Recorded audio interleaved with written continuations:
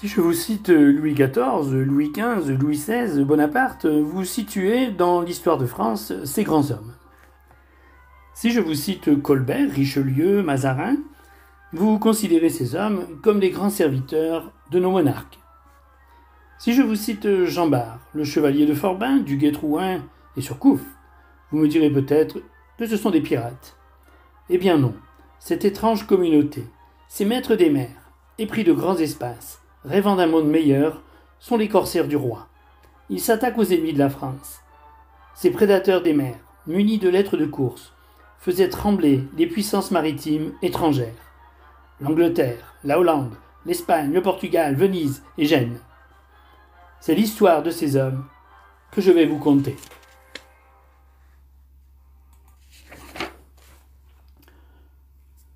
Surcouf, surnommé le roi des corsaires. Ses parents le destinent à la prêtrise. À 13 ans, n'en pouvant plus, il s'évade de la pension. Robert rêve d'être marin, comme son ancêtre, du Guay-Trouin. Il embarque sur un navire, comme apprenti, en 1789. Il est lieutenant et navigue sur l'océan Indien, la célèbre route des Indes. Été 1792. Surcouf a servi le roi. Eh bien, il servira la République. Justement, la République rétablit la guerre de course. L'Angleterre est furieuse et punira de manière exemplaire les marins français en les enfermant au bagne de Portsmouth. Charles Surcouf y sera fait prisonnier. 1794. Surcouf est commandant second sur une frégate de guerre. Il commence par rompre le blocus fait par les Anglais sur l'île de France. Avec 5 navires, il va attaquer 20 navires anglais. 2 août 1795, il apprend que son frère est prisonnier des Anglais. Première erreur des Anglais. Et le gouverneur de l'île de France lui refuse une lettre de course. Il ne peut donc attaquer les bâtiments ennemis. Février 1796. Les compagnies d'assurance de la City refusent d'indemniser les navires arraisonnés par Surcouf. En effet, n'ayant pas de lettre de course, il part en chasse entre l'Île-de-France et Madagascar et saisit, sans mener combat, 3 navires chargés de blé, de riz et d'étoffes. Il offre le tout aux Mauriciens, affamés par le blocus anglais.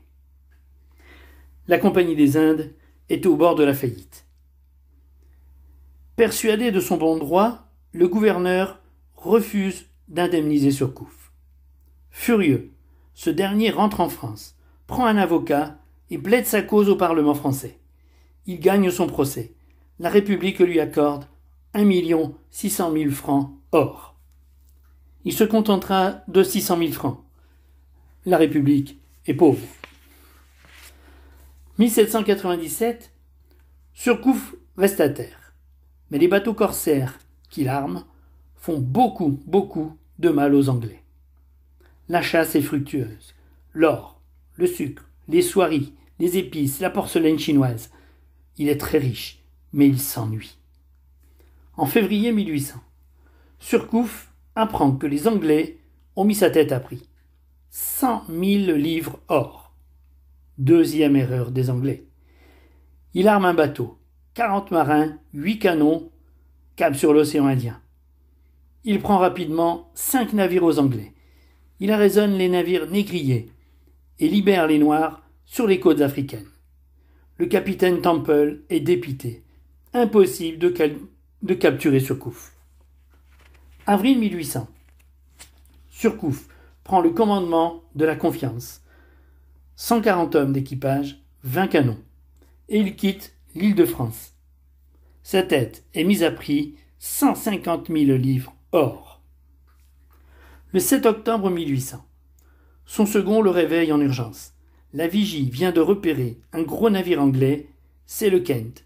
50 canons, 400 hommes d'équipage, 1200 tonneaux, commandés par Lord Revington. Il tient sa monnaie d'échange pour son frère. Prisonnier, un haut gradé, un lord, un amiral. Sur la confiance, l'euphorie est extrême.